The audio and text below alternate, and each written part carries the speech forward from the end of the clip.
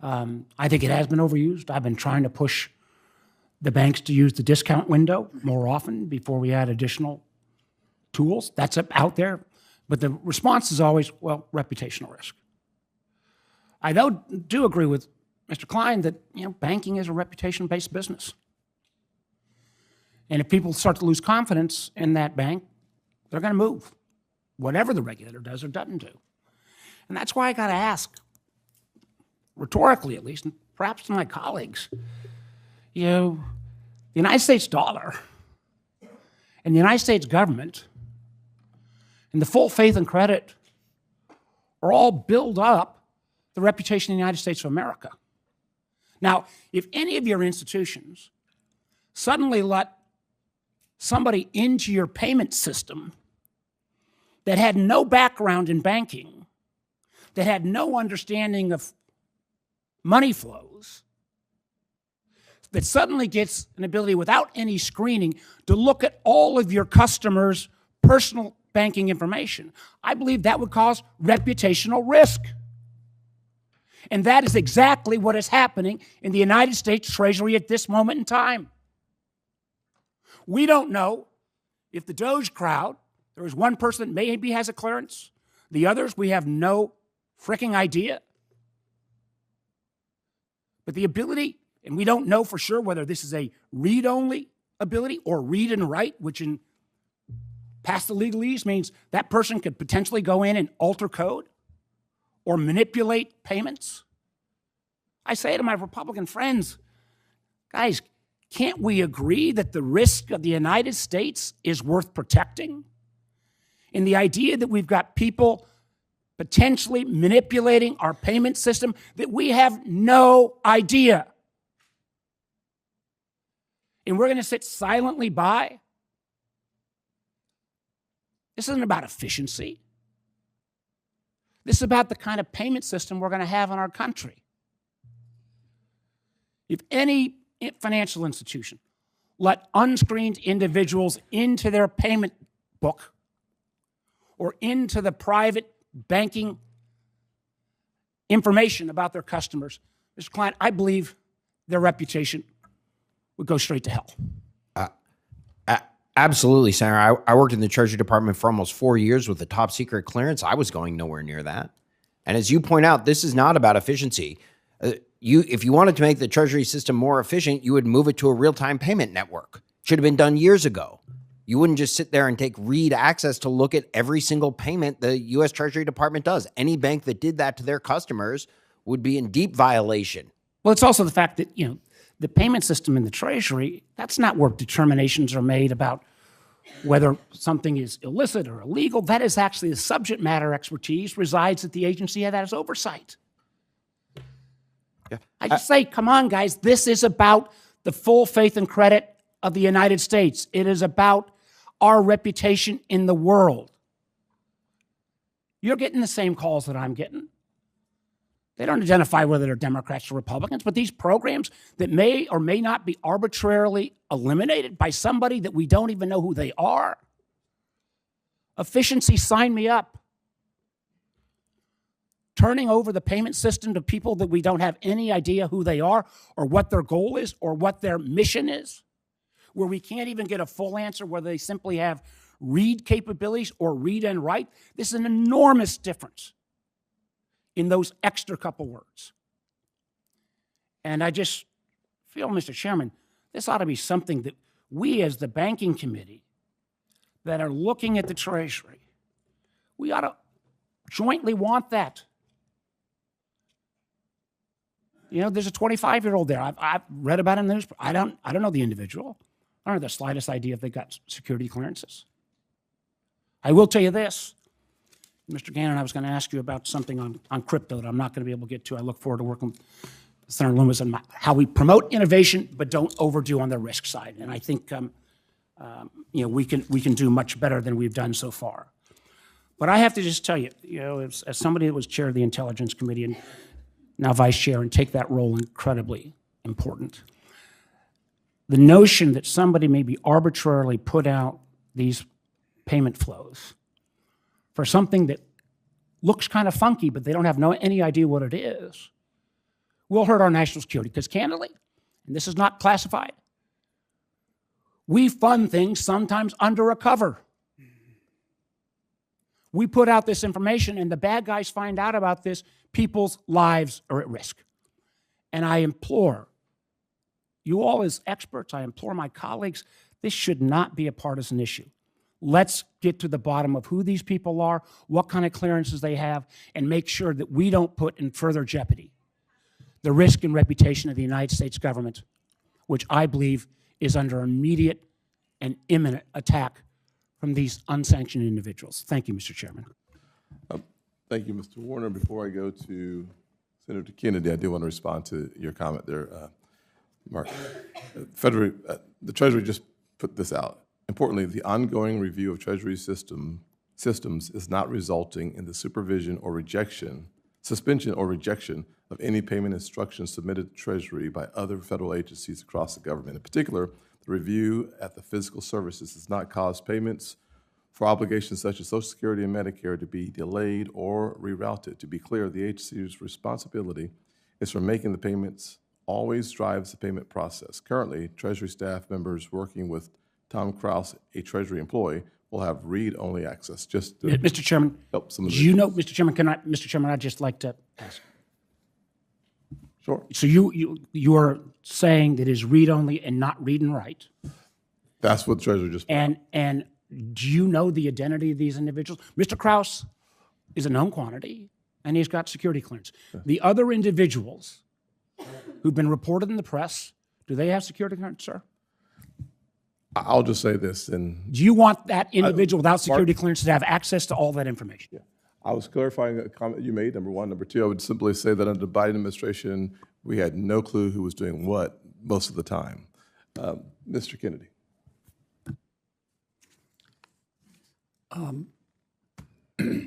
Senator Warner is a reasonable man. Everybody on this committee knows that. And he's a good man. And I understand he's interested in process, and I'm not saying that process isn't important. But if the United States of America has been taking taxpayer money and using it to produce a transgender opera in Colombia, then I want to know about it. And I'm glad to know about it. And it seems to me that that's the main issue with respect to all of this. And I look forward to talking further with my friend, Mr. Warner, about that. I mean, for 4 years, under President Biden, as was his right, the topic of discussion in Washington was who needs to pay more in taxes? Who needs to pay more in taxes? That's no longer the main question. The main question is now, as it should be in my judgment, what the hell happened to all the money? And we're going to find out. Now, I need to get back to the subject, with the exception of Mr. Klein, whose testimony I enjoyed. I understand his position. He wants to let the CFPB run America's banks, and I appreciate that perspective, but Mr. Klein, it's not going to happen in your natural lifetime or mine. Now, let me turn to the other gentleman. What I hear, Mr. McCauley, Mr. Ring, and Secondly, the hearing of this individual raised questions that I'm sure a lot of people were surprised about. Why did we spend so darn much time talking about a musical recording, the J6 choir? We did because Mr. Patel basically denied any knowledge of the creation of this musical enterprise and the people who were involved in it. He was very proud of the musical selection, which he was playing at rallies for President Trump, and he was very much involved in calling these folks political prisoners who had stormed the Capitol on January 6th. And yet, when we asked him about him, he denied that he had any real knowledge of who was involved and what they were doing here. I look at, I'm trying to find one quote. He was on Steve Bannon's show. Mr. Patel claimed he didn't have anything to do with the January 6 prison choir, which includes January 6 rioters who violently assaulted police officers. Here's what he said to Steve Bannon, quote, "We got this idea to record the January 6 prisoners who recite the national anthem every night from the DC prison. Then we took that to the studio, so we mastered and digitized it." I mean, that's a direct contradiction under oath of his involvement. What difference does it make? A recording, come on, Durbin, move on. The recording was of political prisoners who stormed this Capitol and assaulted 140 of our best and brightest and most well-trained people that guard us every single day, the Capitol Police and their DC counterparts. They are trying to, some people are trying to lionize the insidious effort by these thugs who came and stormed the Capitol and were screaming out, "Hang Vice President Pence." I hope that we don't fall into this trap of trying to rewrite history as to what happened on January 6th. That was an atrocious display of political might, and at the expense of some wonderful people who guard us every single day in this Capitol. There are some here who wouldn't, when we went through this hearing, they disparaged the very thought that these people would be pardoned if they were guilty of violence against the police. One of my colleagues here called it absurd and hypothetical. Well, it turned out to not be so absurd. On the first day he was president, and the second term, Donald Trump issued a blanket pardon for all those who had been arrested. Mr. Patel was part of this lionization of these thugs who took over the Capitol or tried to take it over on that day. I don't want history to be wrong or misleading about what actually happened. Now what's happening? Questionnaires are going out in the Department of Justice and the FBI as to whether individuals serving our country in those agencies were involved in January 6 prosecutions. Yesterday, I met an individual who wants to be the Deputy Attorney General, Todd Blanche. Made a good impression. Some of you probably met him too. He appears to be a well-versed, well-trained attorney. He was personal attorney to President Trump in one of his lawsuits. Back in the day, he was working for the U.S. Attorney's Office in New York. And I asked him, when you started working there, did they let you pick and choose the files you worked on? He said, of course not. You were assigned, particularly if you were low in seniority, you were assigned cases. So I said, to say that a person worked on a January 6th case, if they are new to the agency, is it possible that they were ordered to do that case? He said, it's possible. I said, should that be held against him? He didn't think it should, nor does anyone else, I hope. They did the job they were assigned to do. And now we have this kind of survey of the Department of Justice and the FBI to determine who was involved in the January 6 prosecutions. If this is an effort to punish them, dismiss them, or treat them poorly because they did what they were supposed to do as professionals, that's wrong. All those in favor of approving subcommittees and subcommittee memberships say aye. Aye. Opposed say no. The ayes appear to have it, do have it, and committee rules are adopted. Senator Kennedy. Thank you, Mr. Chairman. I just wanted to respond briefly. Thank you, Mr. Chairman. I just wanted to respond briefly to my colleague, Senator Durbin. Senator, I listened carefully to what you said.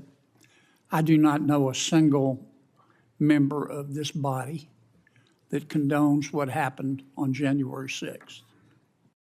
And I want to be very clear. But the United States Supreme Court has been very clear. The United States Supreme Court has ruled that the United States Department of Justice overcharged many of the January 6 defendants using an Enron era obstruction of justice statute. And I don't see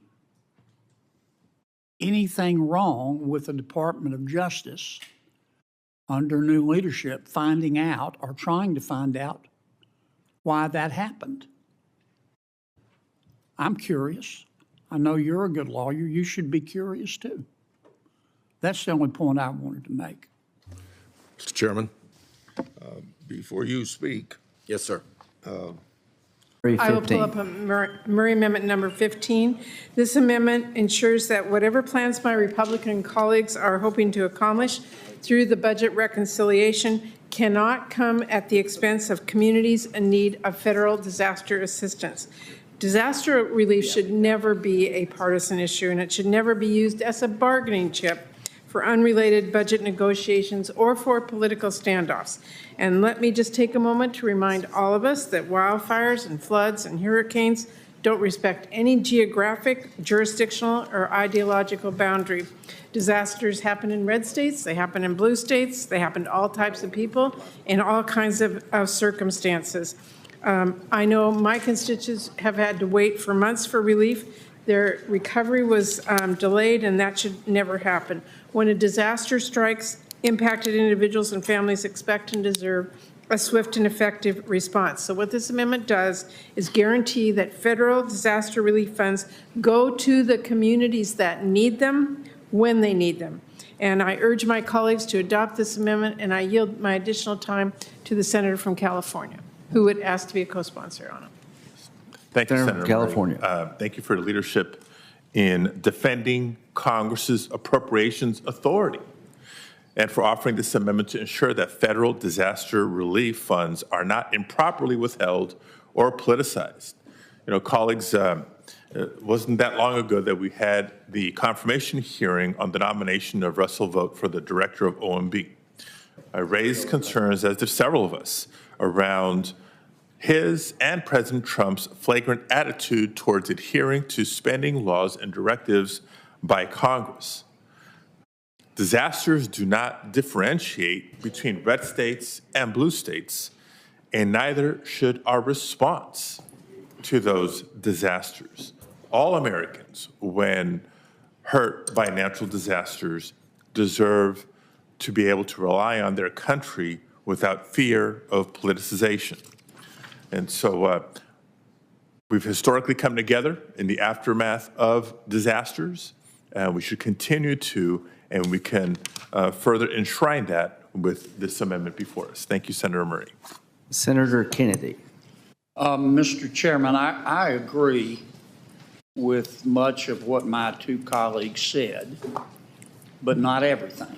I think with respect, the purpose of this reserve fund is just political messaging, and implicit in the proposal is the assertion that the executive branch will not faithfully interpret and execute legislation related to natural disaster funding, which we all support. So for that reason, I'm going to vote no.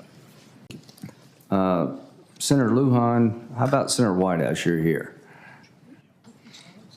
Thank you, Chairman. I'll call up White House 1, which repeals the effort to undo the proposed methane fee. Can I start with the proposition that this is leaks? This is oil and gas companies not maintaining their pipelines, not maintaining their valves, not maintaining their wells, and causing methane, which is explosive and poisonous, to be leaked. All they have to do is fix their damned equipment. We also know that they've been underreporting their methane leaks for years. For years. Now it turns out we can actually measure methane with satellites, and we know they were reporting about a quarter of their leakage. So this is not an industry that comes to this with clean hands. 9 or 10. This is basic clean up your own mess principles. All they have to do is fix their equipment to stop it. And by the way, the way this developed through the IRA, because of Senator Manchin's role in the fossil fuel industry, was that they got front-loaded, I think, $1.8 billion to clean all this up. And in return, they got this fee on leakage, which they could avoid by fixing their damn leaks with the $1.8 million to keep the money in their pockets, and now come back and try to undo this so they can keep spilling and leaking methane. Now we can catch them at it. We see it. The satellites show the methane. This is, there's a lot that I disagree with about climate stuff and the direction we're going. And I spoke in my opening statement about the dangers which are hitting our home insurance markets and which are going to translate into mortgage problems and property values problems and a whole economic cascade. But setting all that aside, this is just really dirty pool by this industry to ask all of you to allow them to maintain free leaks of poisonous explosive methane wherever they go. Find something else.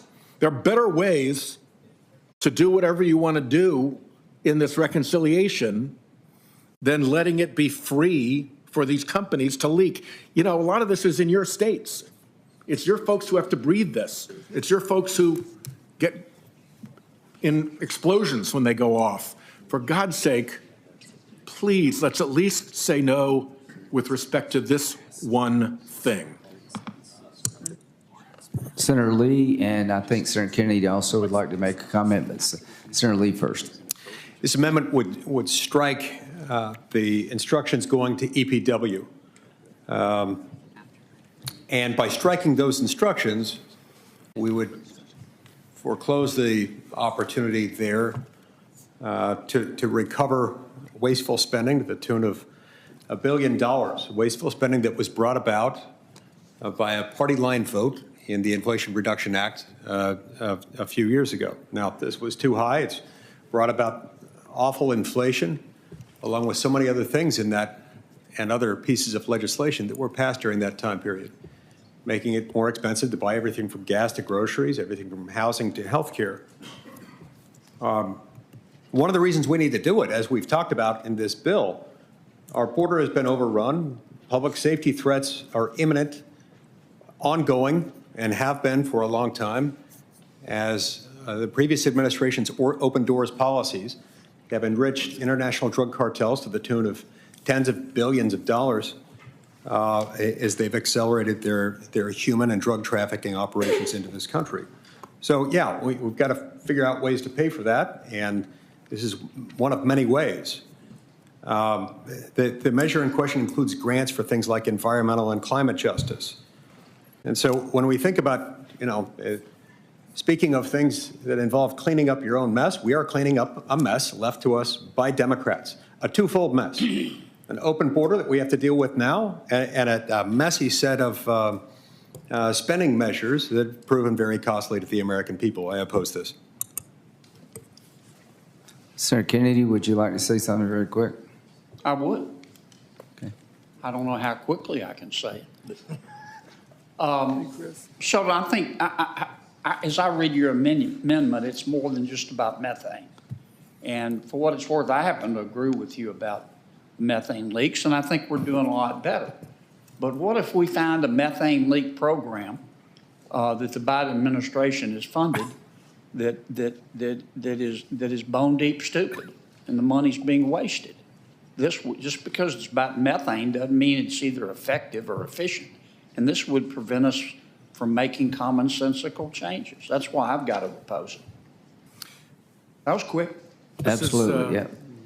This is very clearly targeting one particular thing, which is the methane fee, which is putting a price on leaking methane so that they don't. But how do you know that? They have a reason to do that.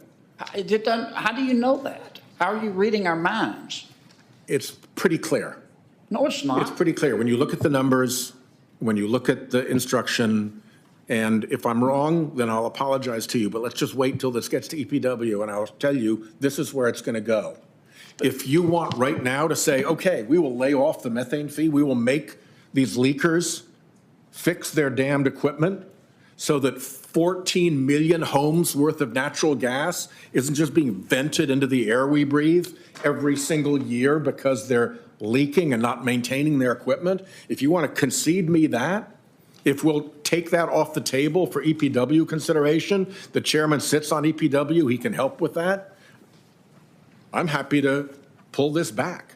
But I don't think that's the case. I think the case is that this is the target. Respond to that? Very quickly. Briefly. No good deed goes unpunished around here. Go And the ahead. document says so. I'll be brief. Stopping the methane emissions fee.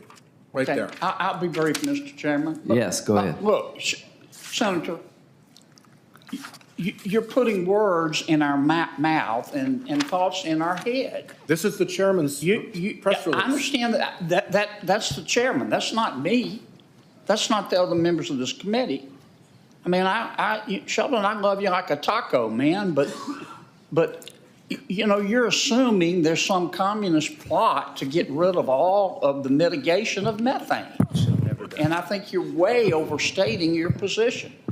I'm saying that the methane fee is specifically targeted by the chairman in the committee's That's description Lindsay. of what That's this is not intended me. to do. That's Yeah, Lindsay. well, That's I not tell you me. what, we'll all get to vote here in a minute. Time has expired. Senator Padilla. I will now turn to Senator McConnell for a manager's package. Thank you, Madam Chair. You have the collection that makes up the manager's package that we've worked through on a bipartisan basis.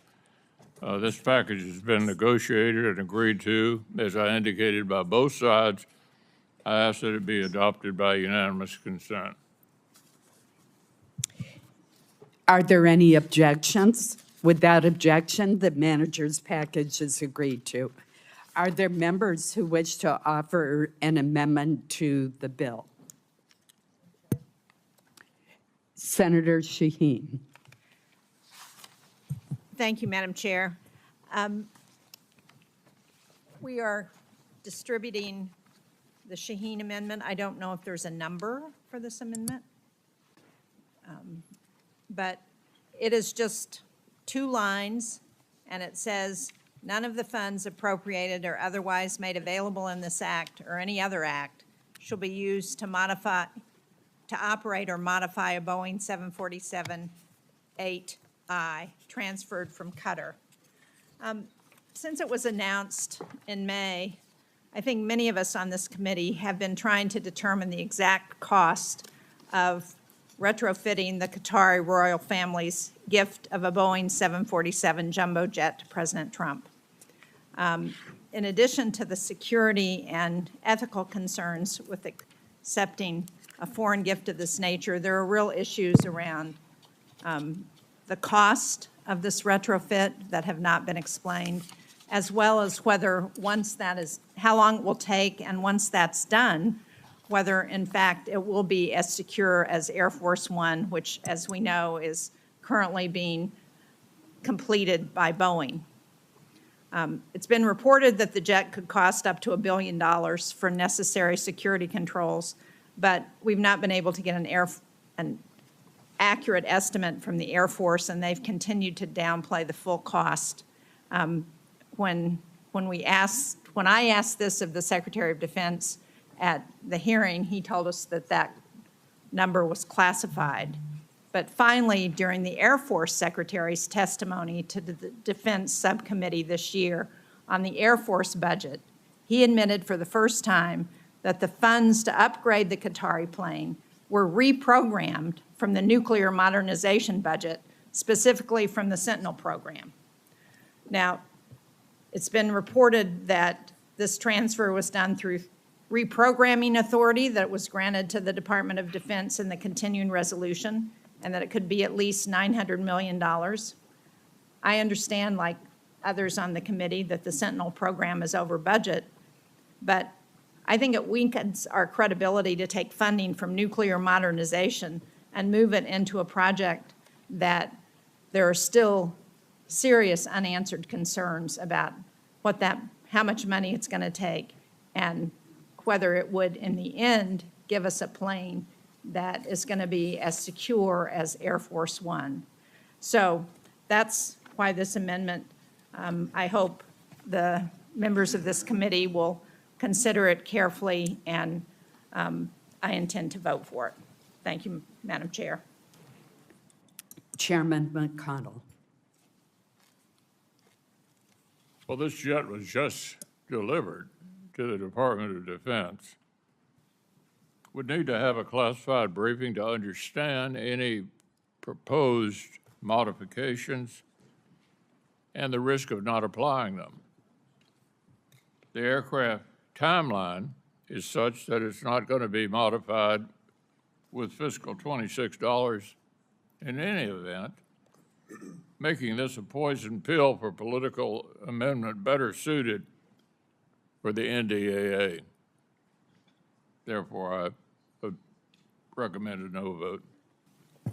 Are there other members who wish to speak? Senator Coons. Thank you, Madam Chair. If I might briefly, I want to thank Senator Shaheen for offering this valuable amendment to prevent the department from using nearly $1 billion in taxpayer funds to retrofit the Qatari Royal plane to serve as a temporary Air Force One.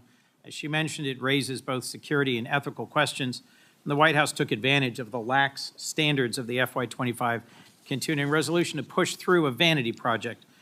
Funds for the department should be used for our nation's substantive defense, not a flashy object that boosts the president's ego. I urge my colleagues to vote yes. Senator Reid. Thank you, Madam Chairman. I, too, support Senator Shaheen's amendment. I believe Senator Murphy has an amendment on this topic, too. I was at the subcommittee hearing, and I asked the Secretary of Defense directly, can you tell us the top-line number for the reconfiguration of the aircraft and the delivery date? And he told us, no, it's classified. You know, that's ridiculous. If it's classified, I wouldn't classify it as secret. I'd classify it as embarrassing, because it will cost at least $1 billion, at least $1 billion. And it probably will take 1 or 2 years to complete this aircraft. And we all know where this is headed, to the President's library. A fully functional aircraft, which is going to be delivered to the President's library, which I presume he will use with the permission of the library, although the library will pay for it. This is completely, I think, unacceptable. It's never been done before by any president. To stop it now, I think, makes sense. Senator Murphy's suggestion, I think, is that at least it spends its useful life in the Department of the Air Force where it should.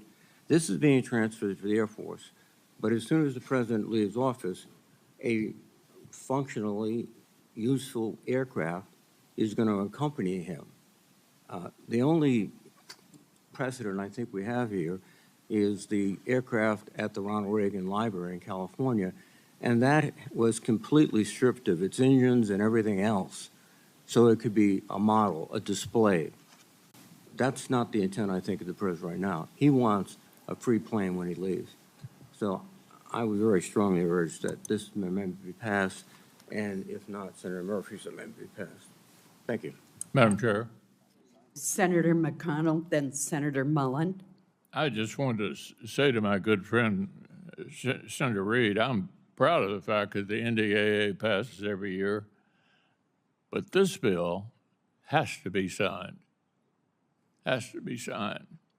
in order to fund what we believe is in the best interest of the country. Senator Mullen. I have a tremendous amount of respect for the ranking member, but I think the narrative that you're drawing is just not factual, sir. That has not been said. The president has never came out and said he's putting this in the library. He said it in a joke one time, but the truth is that because you've been in the briefing, I've been in the briefing, they actually talked about using this particular plane for the vice president in the next presidential election, or the next president that sets President 40, whoever the 48th president of the United States is. They're talking about using the current one that has been in the air for over 35 years to possibly be retired and go in the presidential library. You and I sat in that same conversation, that same briefing. And so the narrative that you're drawing is just not factual. And then the plane itself, for those that don't know, but those that do know, because there's a few of us that was in the briefing that was on the armed services, this plane was offered during the President Biden's administration. They actually started negotiating this in August. And I was in Qatar when the Prime Minister originally talked to me about it. I came back and actually talked to our committee about it at the time, because there was an issue on how they could actually do it, if it could be a gift or it could be a transfer, or if the Department of Defense could take it or it could go straight to the executive branch. That conversation happened. And so the narrative that you guys are drawing just isn't accurate. And I wish, if you guys are going to have concerns, that you actually speak from it on an actual perspective, not a political point. Now, if we want to talk about dollars and what it's going to take to retrofit it, fine. We can do that. But the current Air Force Two is also completely outdated, and the current Air Force One is completely outdated. So what are we supposed to do? Keep flying old airplanes? I just want to know what the solution is here. Senator Murray. Well, thank you very much. Look, I think that President Trump's decision to accept this foreign plane is really an outrageous bribe. Under no circumstances should our taxpayers be on the hook for this massive cost to modify and use a foreign plane as Air Force One. The funding that Congress appropriates in this bill should take care of our service members and provide them with cutting-edge capabilities, not spent unnecessarily to retrofit a royal plane. This is massively wasteful, and actually the next generation Air Force One is already in the pipeline. And I also, by the way, think it is a huge security vulnerability on this plane. This amendment that the Senator's office offers would prevent the Department of Defense from wasting any more precious taxpayer resources on a truly corrupt and, I believe, wasteful endeavor. So I hope my colleagues vote yes. Senator Kennedy.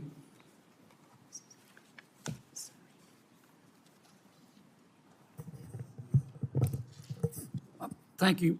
Thank you, Madam Chair. I don't really have a dog in this hunt. I think, like Senator McConnell, we ought to be driven by the numbers. And in order to be driven by the numbers, you've got to have the numbers first. But I've sat here this morning, and I appreciate the bipartisan words. But with all due respect, Madam Vice Chair, when you say that the President of the United States has been bribed, I said potential. that's pretty strong. When you say that the director of the Office of Management and Budget is corrupt, that's pretty strong. And I think if you're going to say someone has been bribed or someone is corrupt, you ought to be specific. And I notice you haven't been. And I don't think this is, I've listened to a lot of pretty words about bipartisanship, but then we get personal. I don't think it's productive. It's up to you. This is America. You can say and believe what you want. But if you're going to say somebody's been bribed, you need to say specifically by whom, for what. If you say Russ Vogt is corrupt, I want to know what that means, with all due respect. Senator Murkowski. Thank you, Madam Chairman. I am going to be opposing the Shaheen amendment and perhaps others that may be introduced with regards to this aircraft.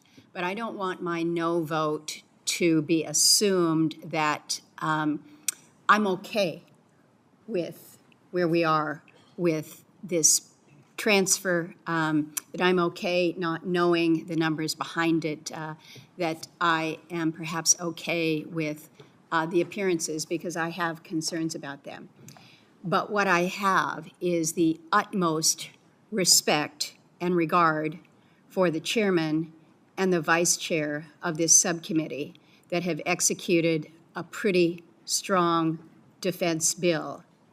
And I am going to vote no on this amendment, but that is because I think the imperative in passing this bill overrides any concerns that I may have now about where we are with this transfer of this aircraft. I just wanted that stated for the record. Thank you, ma'am. Are there other senators who wish to comment? Senator Shaheen. Well, thank you, Madam Chair. And my intent is not to derail the underlying bill.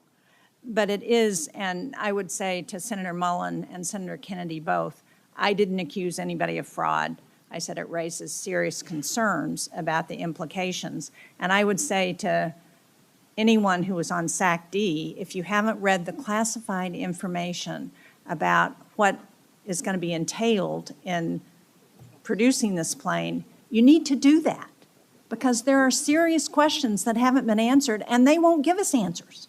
So my concern is aimed at the Secretary of Defense, at, as I said, we finally got some insights when we heard from the Secretary of the Air Force, who admitted that the money's going to be transferred from the Sentinel program, which is already a concern for us. So I think there are serious concerns that are raised. I don't want to derail this underlying bill. I think it's really important for us to pass it. But I do think we ought to be asking questions about what's going on here, because there are real ramifications for our military, for the Department of Defense, for our future. And I agree with you, Senator Mullen. We need to have secure planes for the President and Vice President to fly in. And what's going to be done as the result of this is not going to give us that secure plane. And spending $1 billion to do that, I think, is a real issue that we should all be concerned about. So thank you, Madam Chair. I'm happy to withdraw this amendment if there are concerns about it. But I do think we need to be paying attention, and we aren't currently. I appreciate the withdrawal of the amendment. Are there other amendments? I have Senator, a comment. I have a comment. I'm sorry, Senator Reed. Thank you very much. First of all, I hope my comments weren't interpreted. It's on. I got to get close. Yep. Thank you. I hope my comments weren't interpreted as questioning the legality or of anyone's activities, but the fact is that this aircraft has been thoroughly considered for donations to the President's Library. We all know that. And this is not something that's going to go in the Air Force and just be another Air Force aircraft. In fact, it's ABC reporter, Attorney General Pam Bondi and Trump's top White House lawyer, David Warrington, concluded it would be legally permissible for the donation of the aircraft to be conditioned on transferring its ownership to Trump's presidential library before the end of his term, according to sources familiar with their determination. So the contemplation is very clear, and it's been documented. This is going to be transformed with Air Force money and then given to the library. I don't think that's an appropriate use of Air Force money. Thank you. Thank you. Senator Durbin. Thanks, Madam Chair. I have an amendment which I'd like to have circulated to the Department of Defense bill. Madam Chair, this amendment would ensure the Department of Defense funding is used for defense, not as a blank check for the Department of Homeland Security. A few years ago, with the passing of Senator Inouye, I found myself surprisingly in a position of chairing this subcommittee.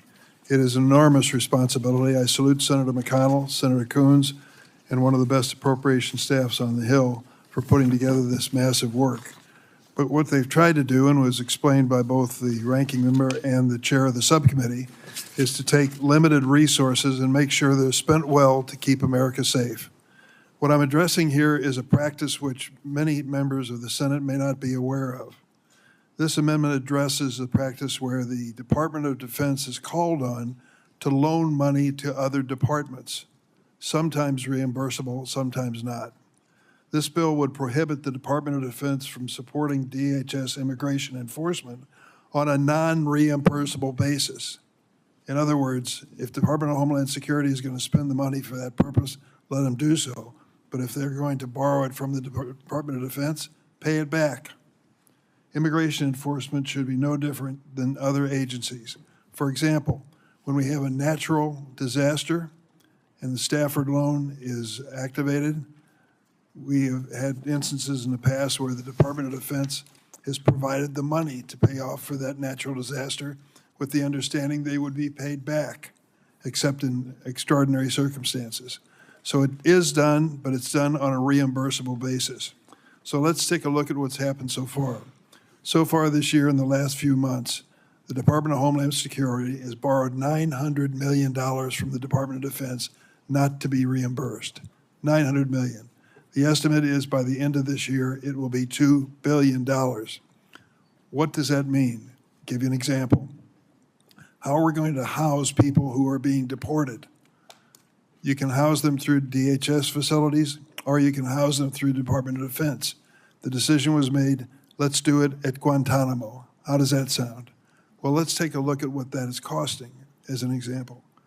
For 180 individuals to be housed in Guantanamo for the Department of Homeland Security on a 3-month basis costs $40 million. How much is that per night? $72,000 a night for each one of the detainees because they chose to put them in Guantanamo in a DOD facility and incidentally not reimburse the Department of Defense for the expenditure to do this. What if they used the DHS facility to house these individuals? How much would that cost, Senator? Less than $3.2 million for the same group of 180 million. Instead of a $72,000 a night place for them to sleep in Guantanamo, it's merely $7,000 a night. The point I'm trying to make to you is this going to be an expensive undertaking, this notion of massive deportation.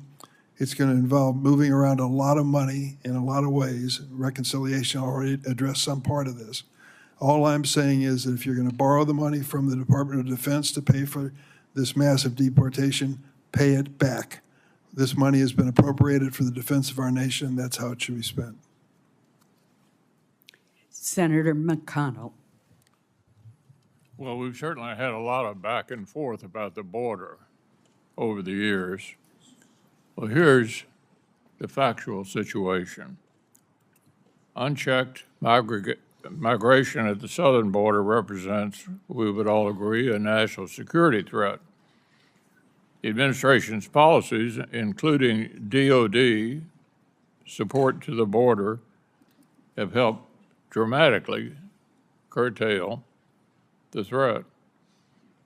As a practical matter, this is a poison pill amendment, but even more important than that, it's a hypocritical one.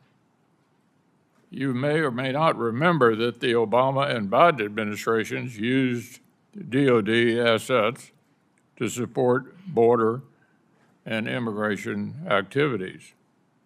In fact, during the previous administration, Democrats not only used DOD to assist DHS, but objected to efforts to get DHS to reimburse DOD. This is also a political debate masquerading as a budget debate. So I would ask my colleagues to reject the amendment. Are there further comments on the amendment? Senator Coons. Thank you, Madam Chair. Look, both parties support border enforcement and common sense immigration reform. DOD has been dragged, and service members have been dragged into a separate set of activities like paying for migrant detention centers or flying deportation flights that have no law enforcement on board. DOD's diverted hundreds of millions of dollars away from training and service members by reallocating these funds. As the former chairman of the subcommittee said, DOD's diverted about $900 million that this committee had appropriated for troops, and they admit it'll be in the billions before we're done. DHS was just provided $160 billion for these purposes, so there's no reason DOD should continue to provide this support on a non-reimbursable basis. There's lots of legitimate military needs we have to meet. I would encourage a yes vote on this amendment. Are there other senators who wish to be recognized on this amendment? If not, the clerk will call the roll. Senator McConnell. No. Senator Murkowski. No. Senator Graham. No by proxy. Senator Moran. No. Senator Hoeven. Nope. Senator Bozeman. No. Senator Capito. No. Senator Kennedy. No. Senator Hyde-Smith. No. Senator Hagerty. No by proxy. Senator Britt. No. Senator Mullen. No. Senator Fisher. No. Senator Rounds. Senator Murray. Aye. Senator Durbin. Aye. Senator Reed. Aye. Senator Shaheen. Aye. Senator Merkley. Senator Coons. Senator Schatz. Aye by proxy. Senator Baldwin. Senator Murphy.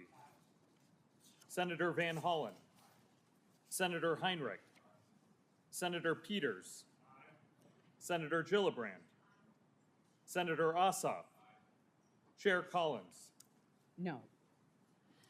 No.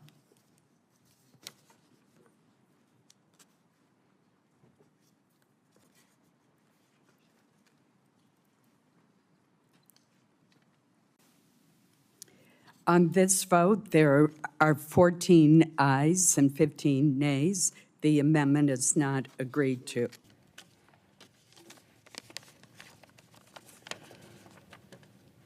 Well, Mr. President, it looks like we're going to have a shutdown. What does that tell us? I'll tell you what it tells me.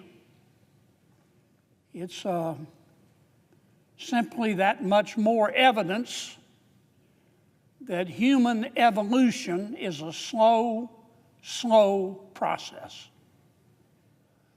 I thought humans had advanced more as a species, but apparently we haven't. What do I mean by a shutdown? Well, we can't keep government open without a budget. And tonight at midnight, our current budget expires unless we vote to maintain the status quo and continue the current budget as we negotiate a new one. Many of my Democratic friends say, well, what's the problem? The Republicans are in charge. The president's a Republican, and the Republicans have a majority in the Senate, and the Republicans have a majority in the House. What's the problem? They know what the problem is. We can't pass a budget. We can't keep government open just with Republican votes here in the Senate. We only have 53 Republicans. We need 7 Democrats to join with us. So for my Democratic colleagues to say, well, the Republicans are in charge and they don't need us, they know that's not accurate. And that's what's going on. Now, we've had a few shutdowns before, and every shutdown is different, but most shutdowns are a combination of both policy and politics in varying degrees. This shutdown, in terms of policy, makes absolutely no sense. None. What we have proposed to our Democratic colleagues and the minority leader, Senator Schumer, is to make no changes to the current budget. We just want to continue the current budget and keep government open until just before Thanksgiving to give us more time to negotiate a permanent budget. We did that many times when President Biden was president and when the Democrats had the majority. In fact, we did it 13 times. Not only have Republicans done it, but Democrats have routinely done it. But this time, the Democrats have said, no. We want more. And you may be thinking, okay, that's reasonable. What do you want? Well, it's not reasonable. In effect, what the Democrats are saying to us is that we're going to close government unless you Republicans agree to make it bigger. We don't want the status quo. We want you to commit to spending $1.5 trillion more than you're spending now. And we, the Democrats are saying, are going to tell you how to spend it. First, they want us to repeal all of the Medicaid reforms that we did in the reconciliation bill. Some call it the One Big Beautiful Bill. The One Big Beautiful Bill would not reduce Medicaid. In fact, it would go up about 2% every year as a result of our bill. But it would say to people who are on Medicaid, who aren't eligible for Medicaid, that you're not going to get Medicaid anymore. Dual eligibles, people who sign up in Louisiana and Mississippi, that's fraud. Under our bill, they would be thrown off. The Democrats want them put back on. Under our changes in the One Big Beautiful Bill that the Democrats want us to reverse, you would have to satisfy certain income levels to be on Medicaid. The law says if you make too much money, you can't get Medicaid because Medicaid is for the poor. In my state, we have found people through audits making $120,000 a year on Medicaid. So our bill, which the Democrats want us to repeal after just passing it, would say to those people that if you don't meet the income limits, you can't get Medicaid. So that's the first demand of the Democrats. Take out all the reforms that we made to Medicaid in the reconciliation bill and throw them out the window. Number two, they want to extend the Obamacare subsidies. What does that mean? Well, first let me say Obamacare was a mistake, and we know that now. When President Obama passed Obamacare, we were told that our lives would be better. Our lives have been worse. We were told that it would make health insurance more accessible and more affordable. It's done neither. On the non-Medicaid part of Obamacare, we've got, 25 million Americans who are accessing it. And for the most part, about 90% of them are low-income Americans. But the rest are making huge sums of money. Some are making $160,000 a year getting Obamacare subsidized by taxpayers. And that's not the way it was supposed to be. How did we get here? Well, it's simple. During the pandemic, when people were being laid off or losing their jobs or couldn't work, President Biden rammed through a bill to enlarge the subsidies. He took the cap off the amount that you needed to earn in order to get Obamacare. And those subsidies at the end of this year are about to run out. Now, the Republicans have said, we'll sit down with our Democratic friends and talk about how to extend them, but we want to reform the program because it's not right that people making $125,000, $150,000, $250,000, $200,000 a year are getting their health insurance subsidized by the federal government. That's bone deep down to the marrow stupid. But the Democrats, Senator Schumer and his colleagues, have said, nope, we will shut government down unless you agree automatically to extend these subsidies, which were passed during the pandemic, after the pandemic is over, permanently. And that's just some of my colleagues' demands. I mean, you need an Excel spreadsheet to be able to follow their demands. Their demands to keep government open, you stack them here, you could stand on them and paint the ceiling. And that's not much of an exaggeration. And when Senator Schumer announced these demands, that's when I knew. I knew it in a nanosecond. We're going to have a shutdown.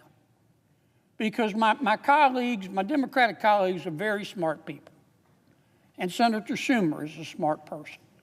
And he knew when he announced these demands that I could tell he wasn't serious. He knew they were unserious. And he knew that neither the president nor the other members of Congress were going to accept them. And you know what? Many Democrats know they're unreasonable as well.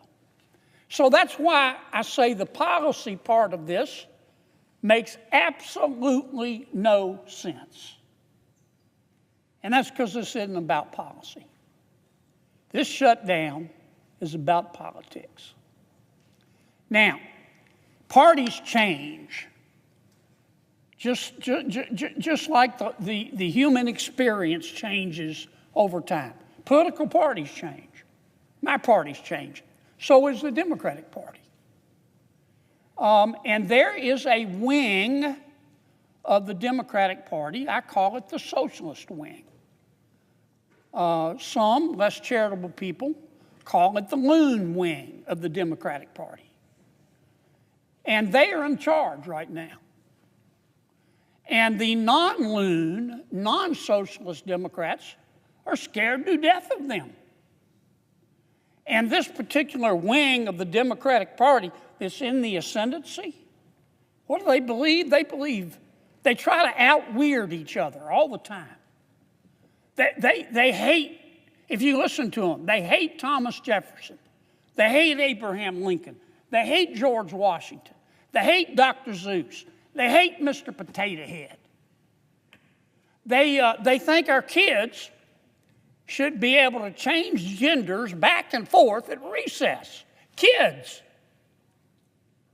And if it's their preference, should be able to undergo sex change operations while minors paid by you, the taxpayers. They believe that. They believe in open borders. They believe that if you support the law, which says you have to be vetted to come into our country, if you support the law, you're a racist. I think if you support the law, you're being prudent. But they believe in open borders. And my Democratic friends are about to elect a new mayor in New York City who is a member of the Loon Wing. He's a self-avowed socialist. He has said if the Prime Minister of Israel comes to New York City, he will have him arrested.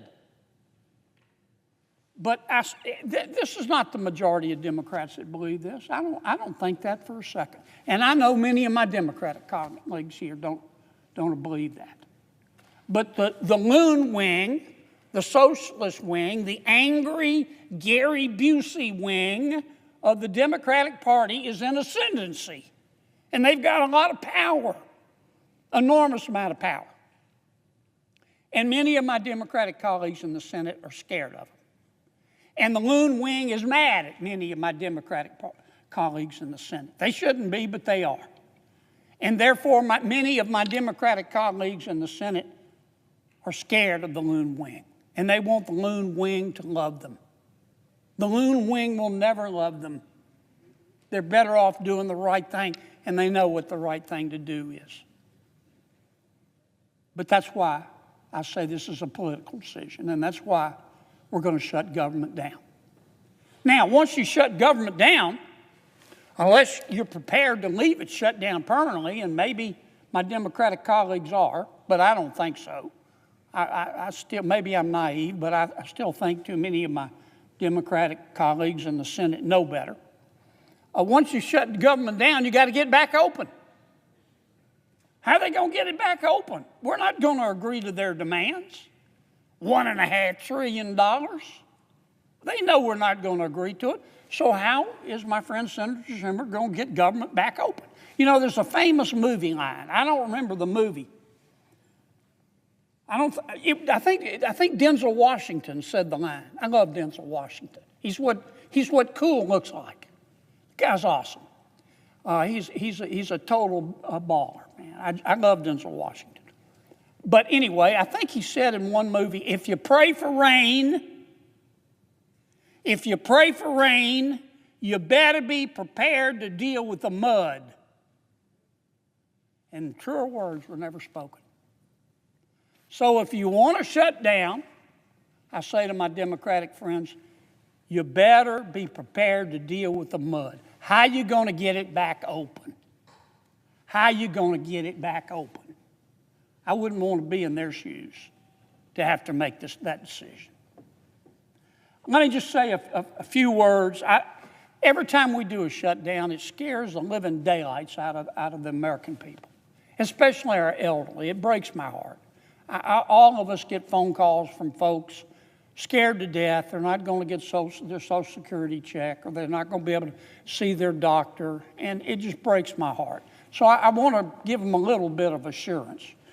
During the shutdown, the executive branch will be in charge, and The Trump administration is not going to do anything to hurt our elderly. I want to assure them of that. If you're receiving a Social Security check or Medicare or Medicaid or a veteran's disability, your checks are going to continue.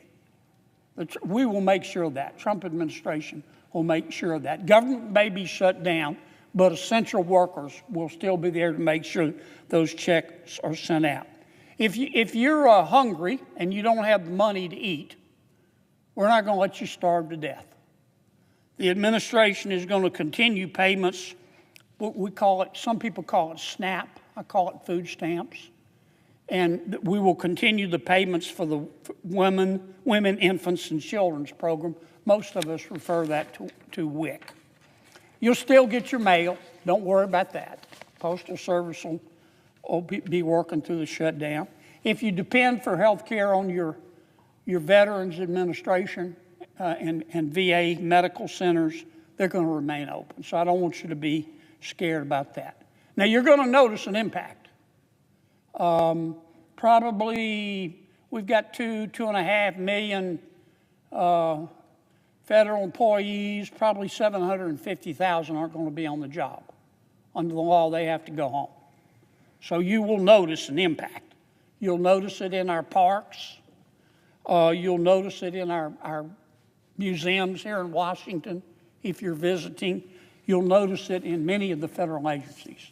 That's the law. They can't come to work in a shutdown. Doesn't matter who initiates the shutdown.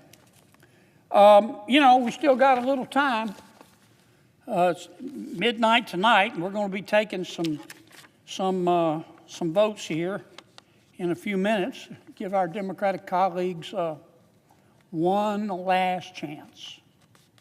One last chance to do the right thing. And I certainly hope they accept it.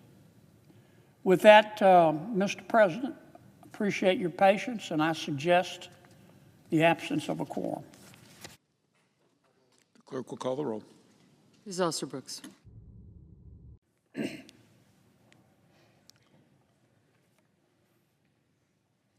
Well, the shutdown melodrama continues. I love the smell of melodrama in the morning. It smells like the United States Senate.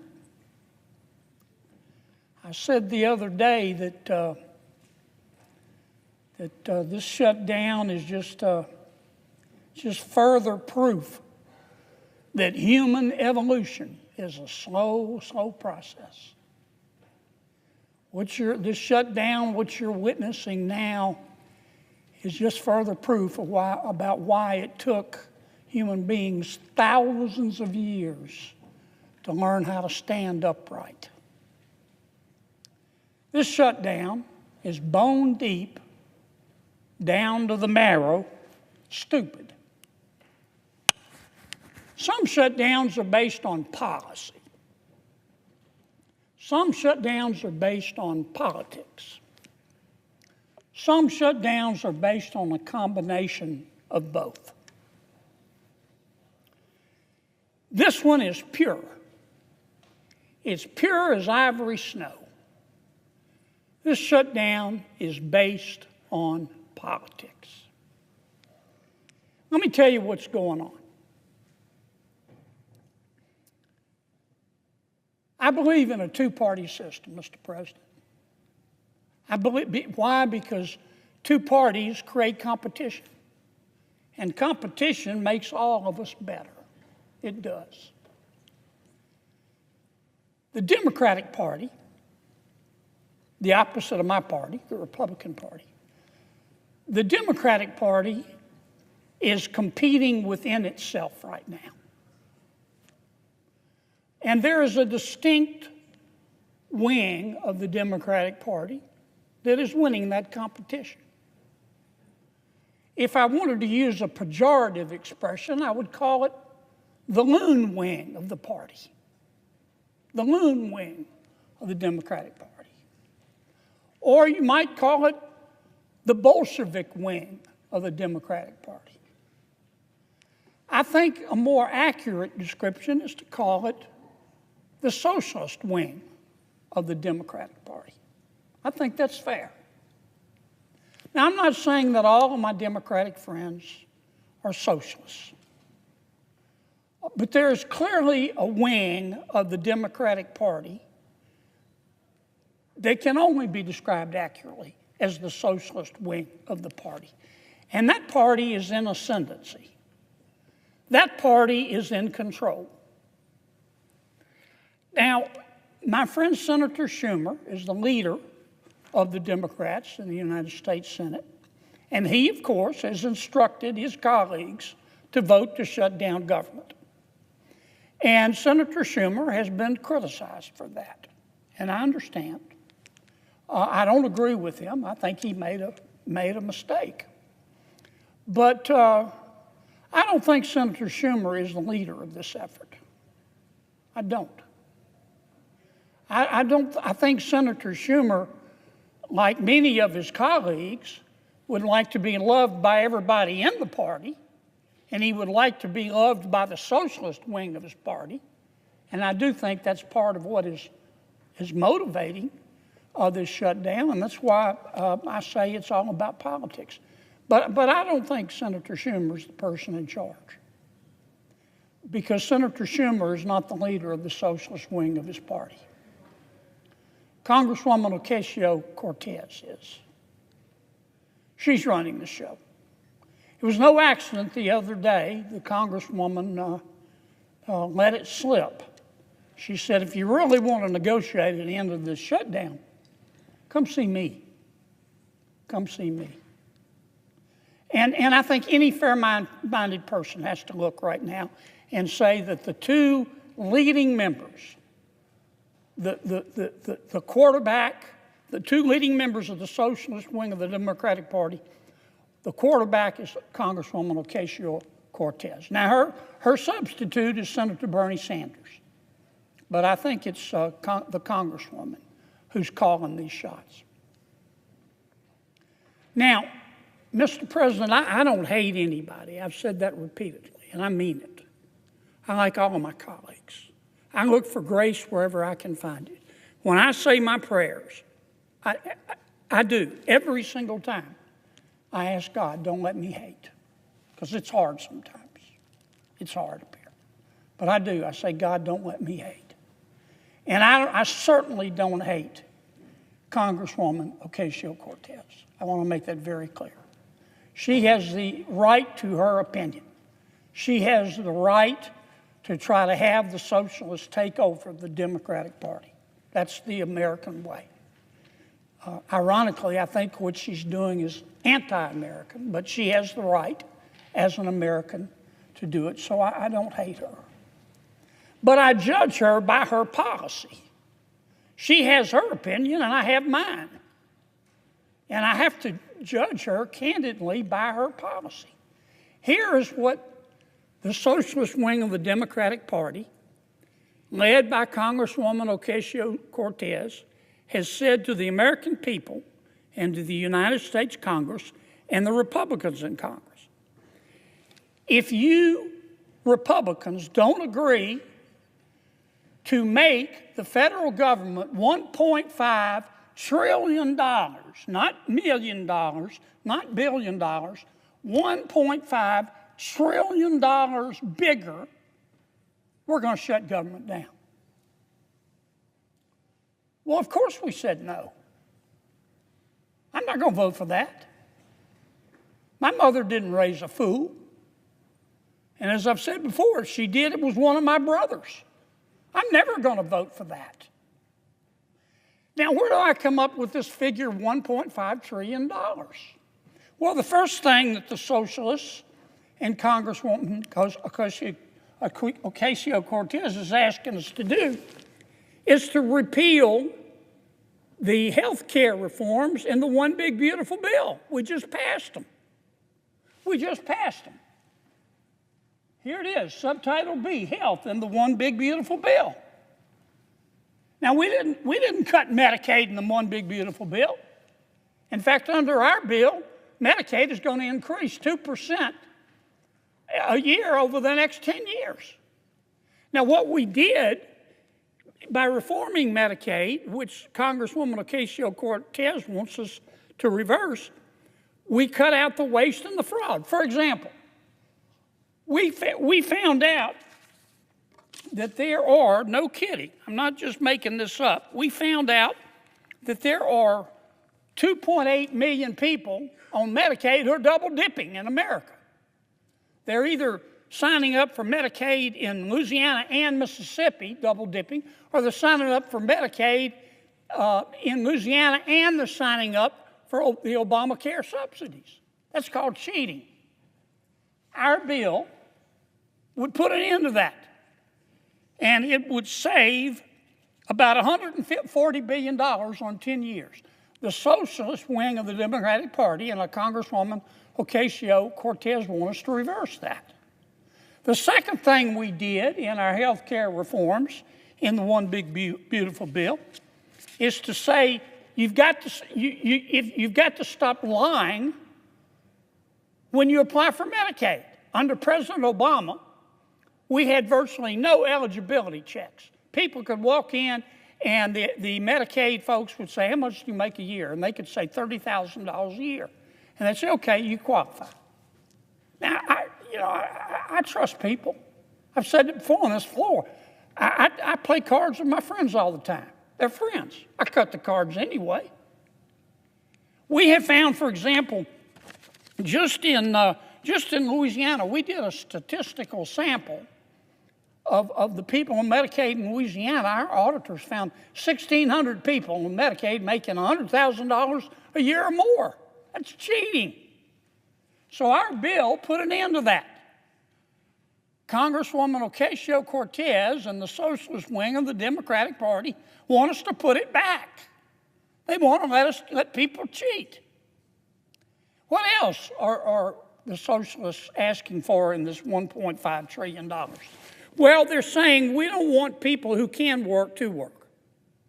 We put a provision in our bill that the Congresswoman and the socialist wing of her party want us to take out that says, look, if you're between the ages of 19 and 64 and you're able-bodied, we're not talking about a mother with a sick child in her arms, you're able-bodied, you're perfectly healthy, and you don't have any dependent kids at home, then if you qualify based on income, we'll give you Medicaid, but you have to work.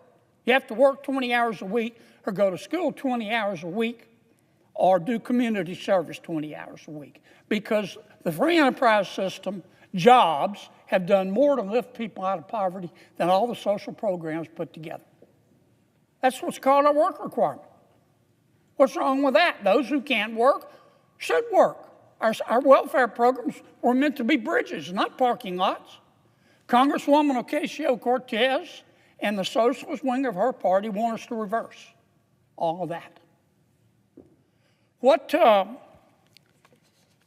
else do they want us to do?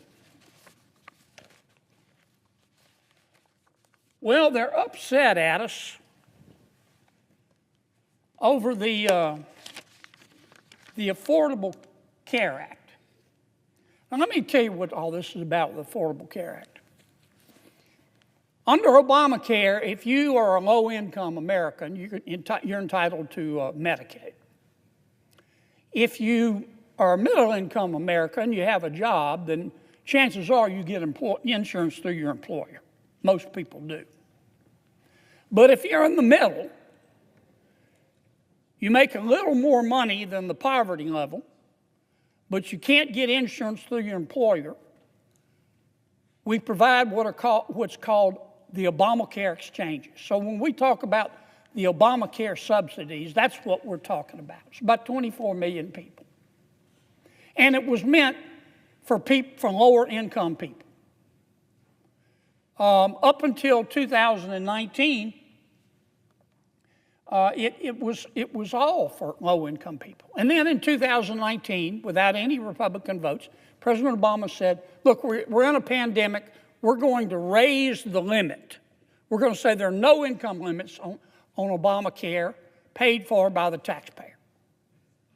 We've got 24 million people on Obamacare. When they raised the limits, you could make any amount of money and still get a subsidy. That added about 1.6 million people on Obamacare. Obamacare was meant for people who make from roughly $30,000 a year to $130,000 a year, families of four. Now, because President Biden raised the cap, we've got people making $600,000 a year, $150,000 a year, families making $200,000 a year, getting subsidies from the American taxpayer. Why? Because they said we needed it in the pandemic. The pandemic is over.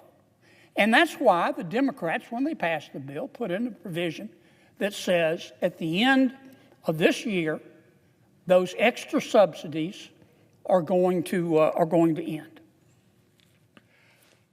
Congresswoman Ocasio-Cortez says no. Until you agree to let them continue, to let anybody at any income level get subsidies, we're going to shut government down. That's their third demand. And that is part of the $1.5 trillion. And finally, of course, the Congresswoman is saying we want you to give $500 billion, not $500,000, not $500 million, $500 billion. We want you to give $500 billion to the Corporation for Public Broadcasting because we like what they say. Well, we just eliminated money for all forms of media in the Affordable Care Act. Now, those are the demands. Those are the demands. I'll mention one more. Congresswoman Ocasio-Cortez got very, very upset, as did the socialist wing of her party, when the president sent over what's called a rescission package. Basically, President Trump just said, we want you to take some stuff out of the budget that we think is wasteful. And we did. And that upset the Congresswoman. She's entitled to be upset if she wants to. But that really upset the socialist wing of the party. And so we took out, and here's what they want us to put back in. We found that under President Biden, they were spending $3 million for circumcisions and vasectomies in Zambia. We took that out. The Congresswoman says, we're going to shut down government until you put that back in. We found $500,000 of American taxpayer money for electric buses in Rwanda. We found $3.6 million for pastry cooking classes and dance focus groups for male prostitutes in Haiti. I kid you not. I'm not making this up. It was in the budget under President Biden. We took it out. Congresswoman Ocasio-Cortez in the socialist wing, the loon wing of the Democratic Party, says we're going to shut down government until you put it back in. I'll just read you a few more that we took out. They are demanding we put back in. $6 million for media organizations for the Palestinians. $833,000 for transgender people in Nepal. $300,000 for a pride parade in Lesotho. $882,000 for social media mentorship in Serbia. $4.2 million. We took it out. The Congresswoman and the socialist wing of their party says we've got to put that back in for the open government. $4.2 million for lesbian, gay, bisexual, transgender, queer, and intersex people in the Western Balkans and Uganda. I could spend the rest of the afternoon here. We took all that out. It upset Congresswoman Ocasio-Cortez.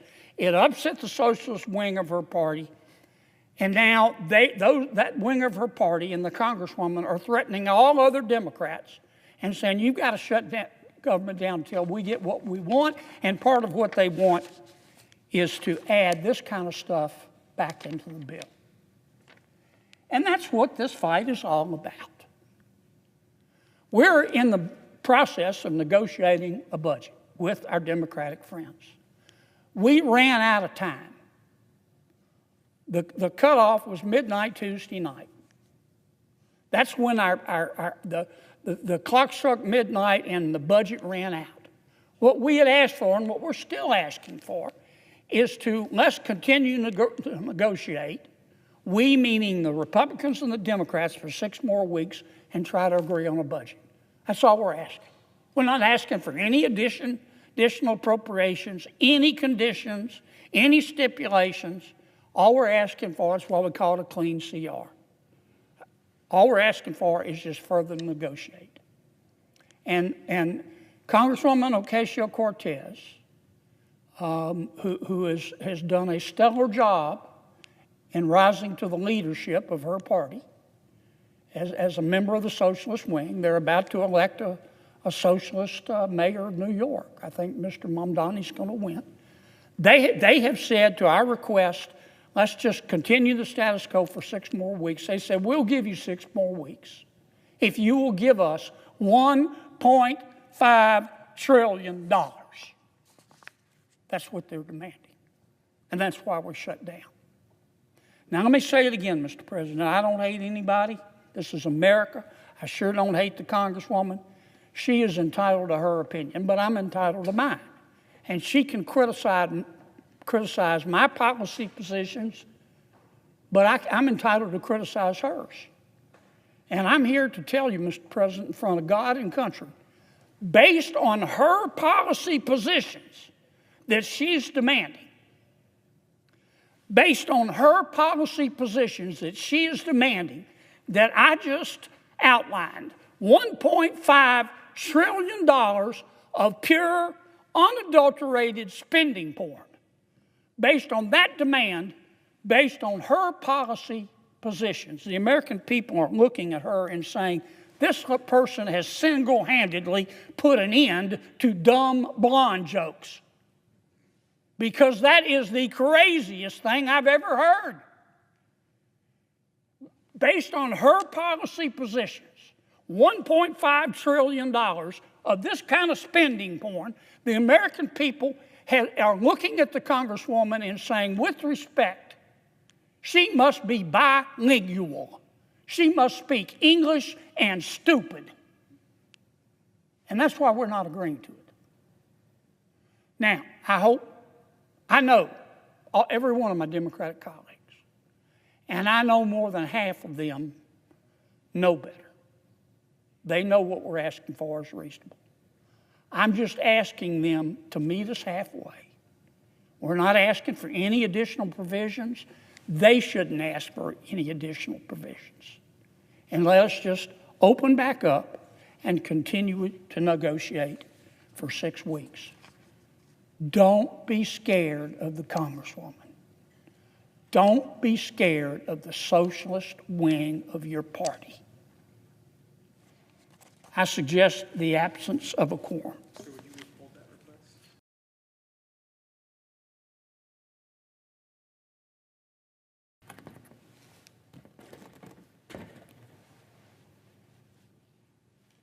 Mr. President, with me today is Mr. James Shea, one of my colleagues from my Senate office.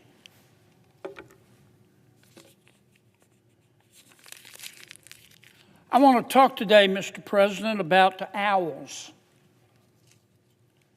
There are 19 species or kinds of owls in the United States. Did you know that? 19. I want to talk about 2 of them. The spotted owl and the barred owl. That's barred, B-A-R-R-E-D. Both of them are God's creatures. I also want to talk today, Mr. President, and you'll understand what I mean in a moment, about the federal government's proclivity, repeated proclivity, to do the dumbest thing possible that won't work. Now, the federal government The federal government, which can't even deliver the mail when it has the address right there on the front.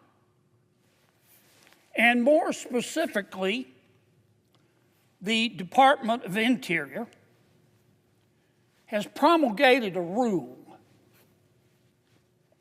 And this rule says that unless Congress stops them, they're going to hire hunters right here to kill 453,000 barred owls. There are only 4 million in the United States, but the Department of Interior wants to kill 453,000 mama barred owls, daddy barred owls, and baby barred owls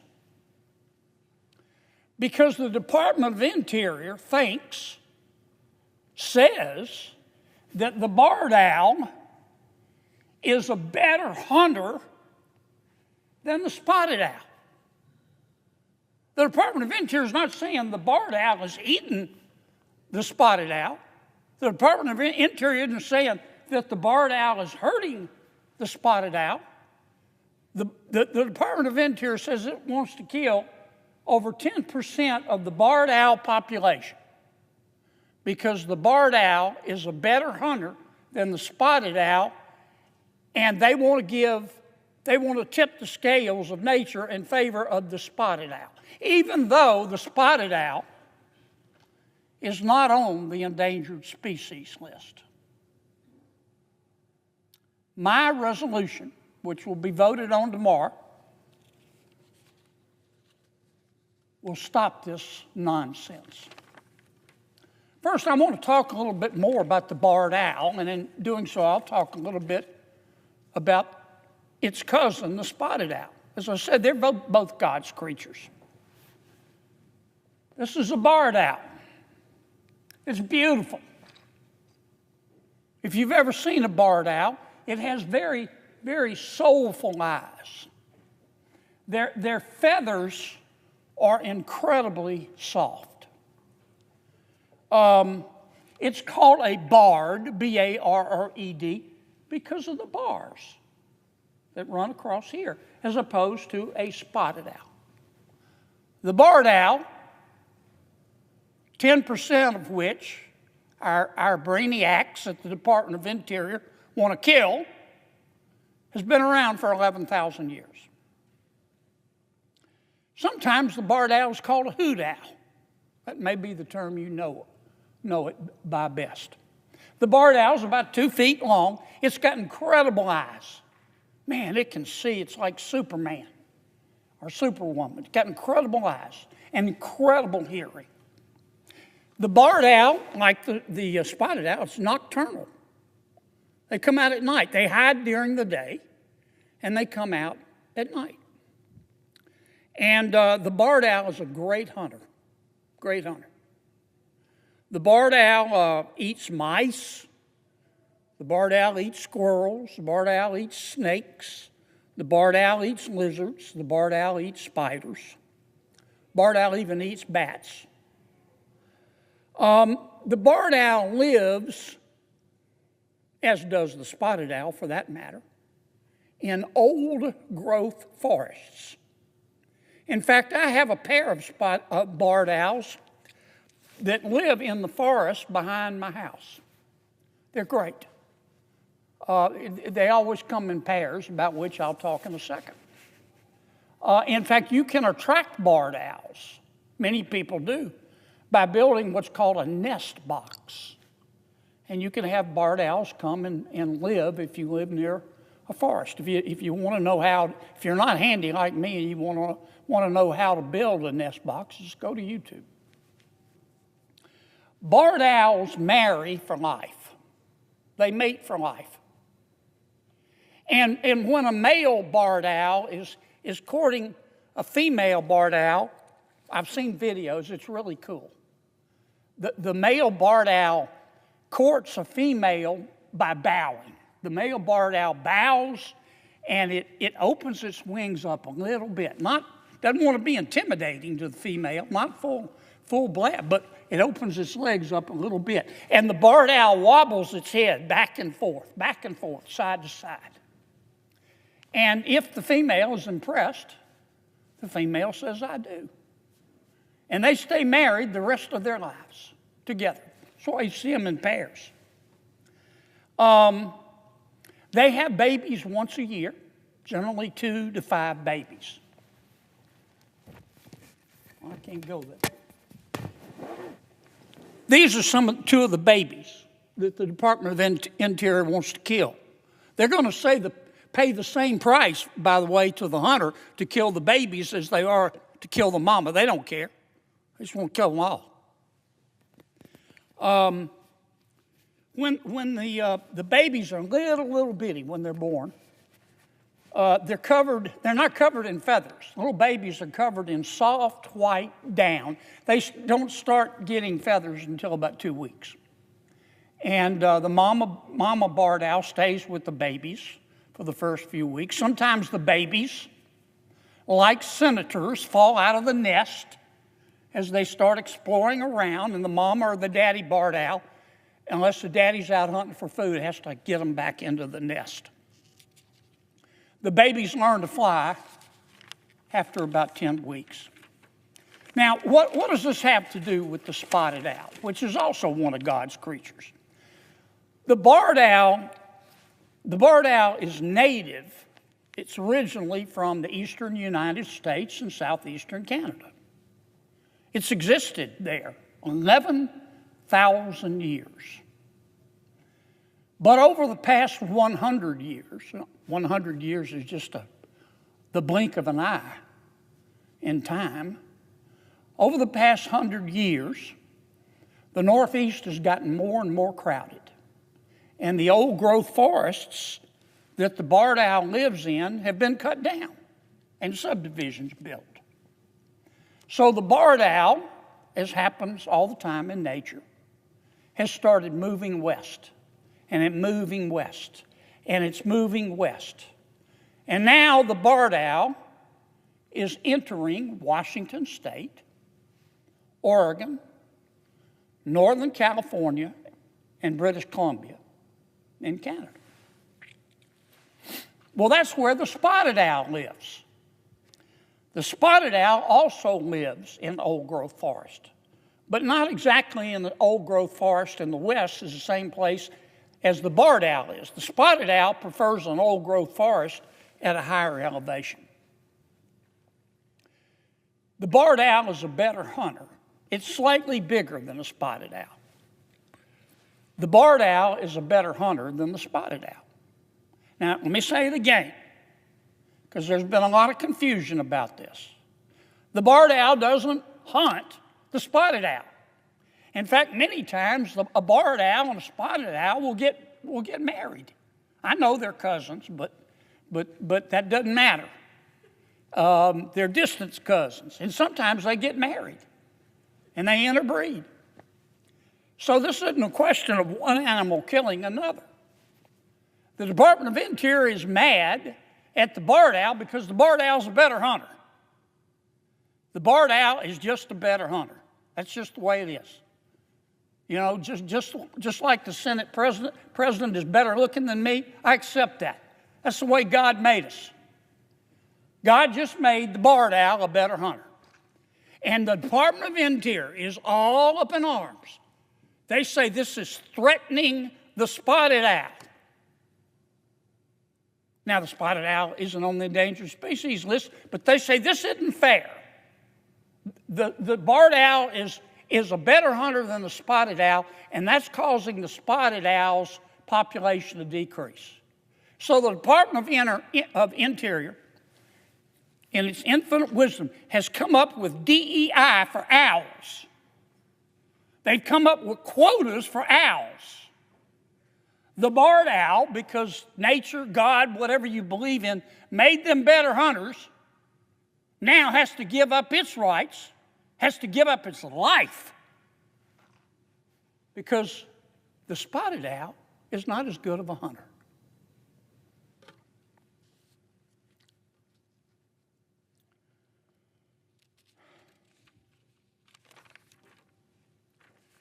Now, as I mentioned, the spotted owl and the barred owl don't always live in the same place. Out west, the spotted owl prefers higher elevations than the barred owl, but they do, it's undeniable, they compete for food and they both live in old-growth forests.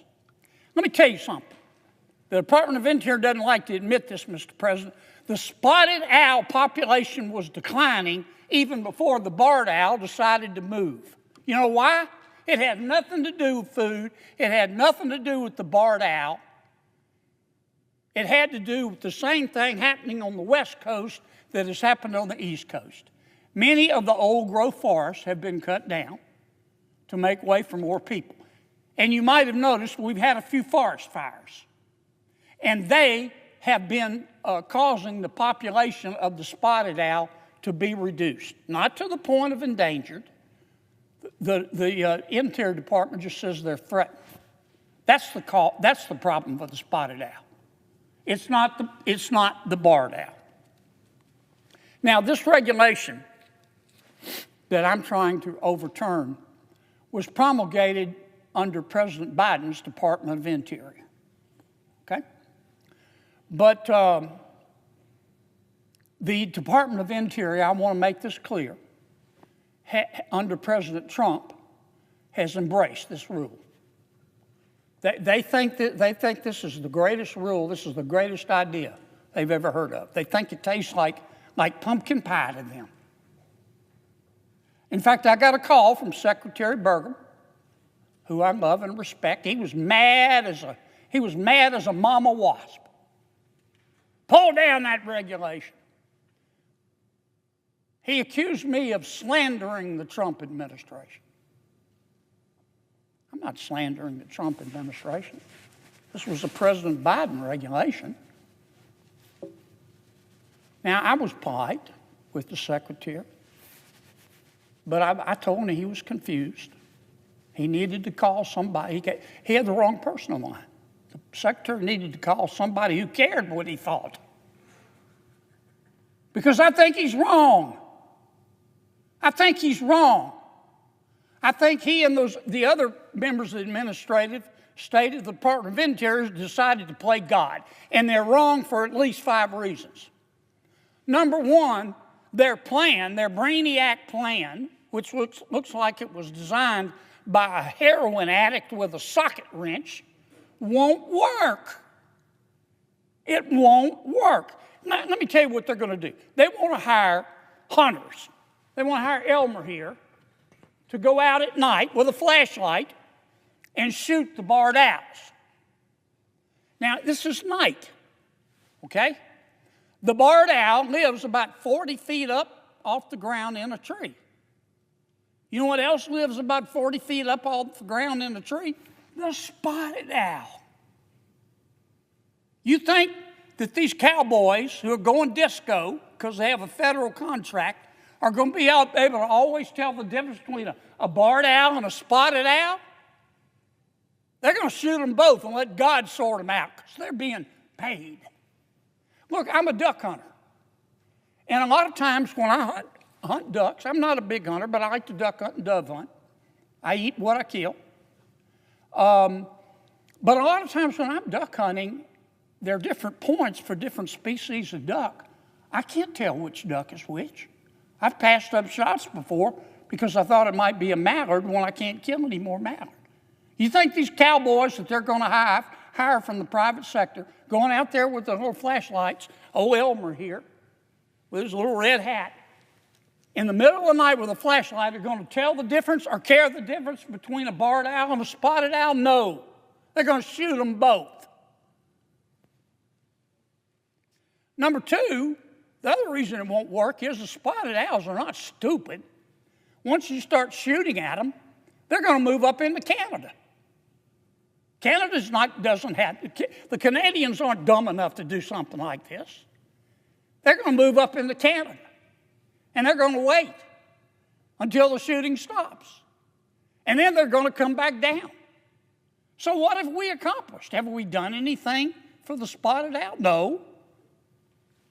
Number three, I've been through this reg stem to stern, I can't find where this regulation prohibits Elmer Fudd from going out there and using lead shot. Now, when we hunt ducks, you can't use lead shot, you use steel shot. You know why? Because a lot of times, other birds and other animals will eat the lead shot, and they die from it. So these cowboys are going to go out, if they're not prohibited from using lead shot, yeah, they're going to kill some barred owls and spotted owls. They're going to end up killing eagles and hawks and other wildlife using their lead shot.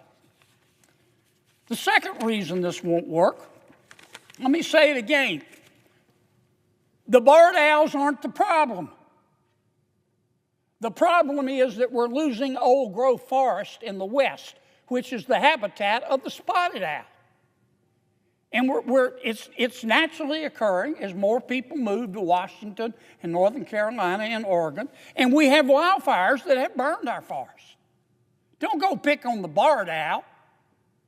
You can kill every barred owl there is, and it's not going to help the spotted owl if you don't maintain the appropriate habitat. Number 3, this is going to be incredibly expensive.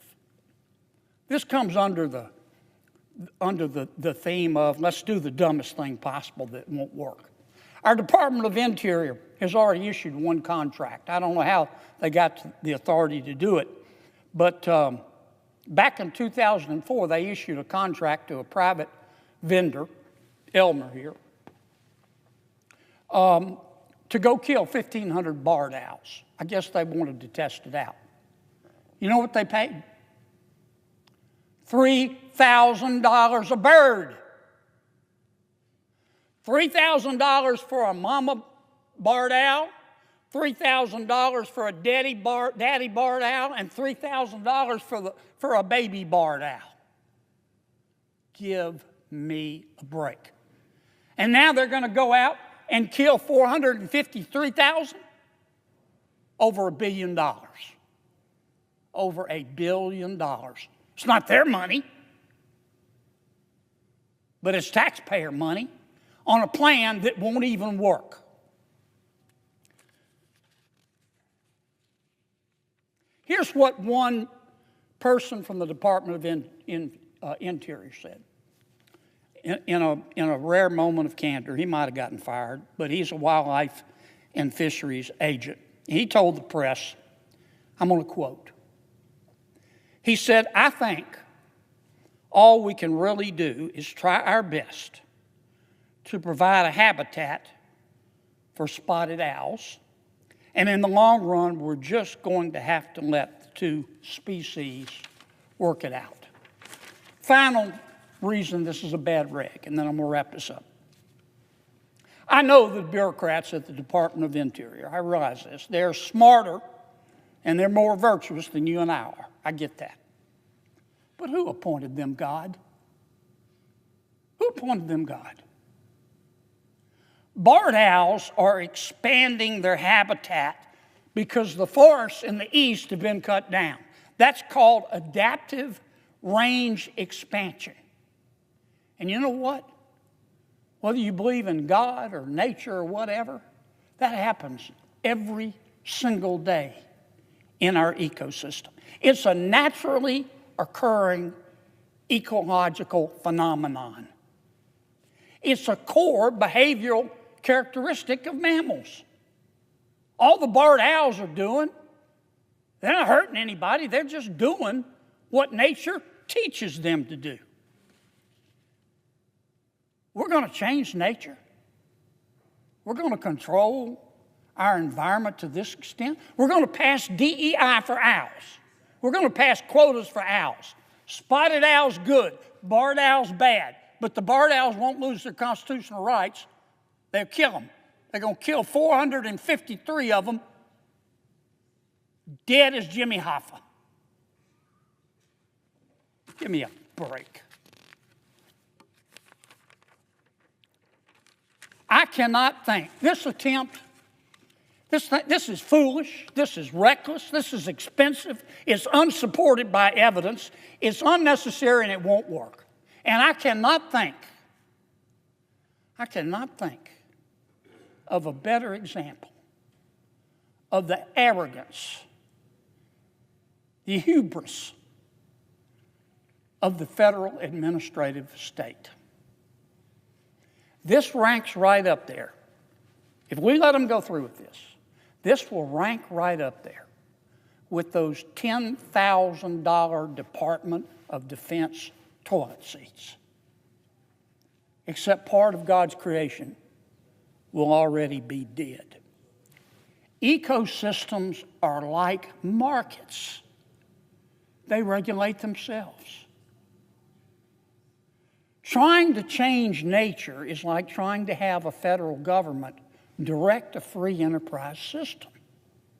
It won't work. It never has, and it never will. I don't mean any disrespect to anybody. I don't. I'm not, well, I guess I am calling somebody over a FUD. I don't know who they're going to hire, but I know they hired a bunch of Elmers and gave them $3,000 a bird, and it didn't work. But this to me is just bone deep, down to the marrow stupid. I have rocks in my driveway that are smarter than this. I do. And here's my advice to my friends of the Department of Interior. And I'm full disclosure. This thing's supported by President Biden's people, and it is supported by President Trump's people. Secretary Bergen loves this thing. He loves this idea like the devil loves sin. And he has the right to his opinion. But here's my advice. Life is hard. Life is hard. But it's a lot harder when you're stupid. Don't do it. Pass my resolution. And let's stop this. I suggest the absence of a quorum. Don't.